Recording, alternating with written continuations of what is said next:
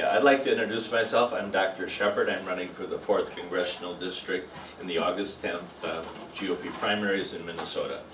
My position is really a logical position. It's not a war protest. It's sort of a rethinking of our whole Middle East war strategy. To concentrate only on Afghanistan, and now thank God we're out of Iraq, it really isn't the current situation. The people who attacked us from Afghanistan are probably not alive or no longer there.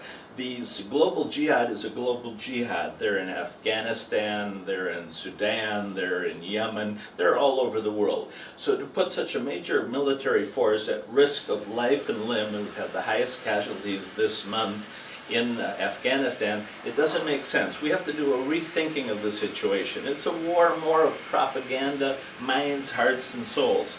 3 months ago, I was in Gaza, and I saw sewage on the streets. I saw damage that's been sitting for 3 years. I saw very unhappy, discontented people with 80% unemployment and future radicalism of jihadisms and a potential. And the recruiters of these terrorists use like Gaza, ground zero, to recruit hundreds of thousands of militant people that would blow themselves up. They have no hope in life. They don't see the justice in American foreign policy.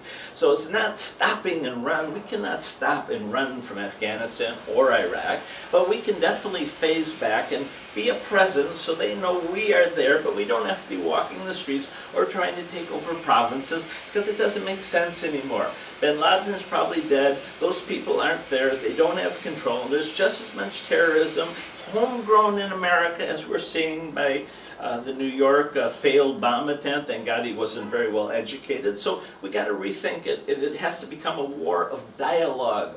My business, I've been doing it for 25 years. We have to talk, we have to reach out. And until Palestine is created, until Gaza has its lights turned on. I wrote an open letter to Secretary of State Clinton after she said we could have indirect talks with Hamas, which I did in March 17th and 18th in Gaza City through the Rafah border for you. Because until Gaza is normal, until Palestine is created, these radical jihad terrorist recruiters will use that against us. So it's no longer possible to win a war of guns and bombs and airplanes and roadside explosives. We are just losing body count.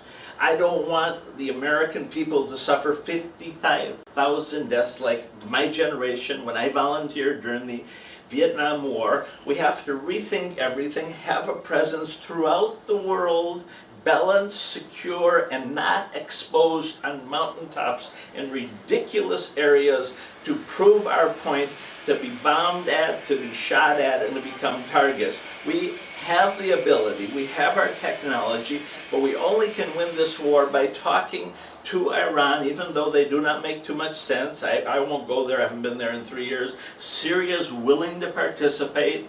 A little more pressure on Israel, make Palestine, because once you make Palestine, once you help Gaza, the terrorists cannot inspire the radicalism to send foreign fighters to kill our poor boys in Afghanistan.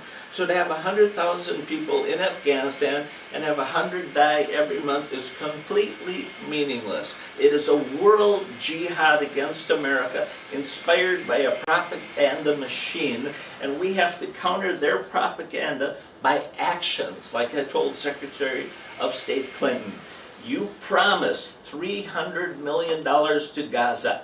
Turn on the lights for Gaza, and you'll see a whole new look of America throughout the Arab world, because this isn't a jihad. President Bush used the wrong words. He didn't even fight in a war. He said, bring them on. Who was he to talk like that? My beautiful President Obama inherited a terrible situation, economic downturn, wars in 2 countries, just every possible thing, and now we have this Gulf War problem, and it's just going out of hand.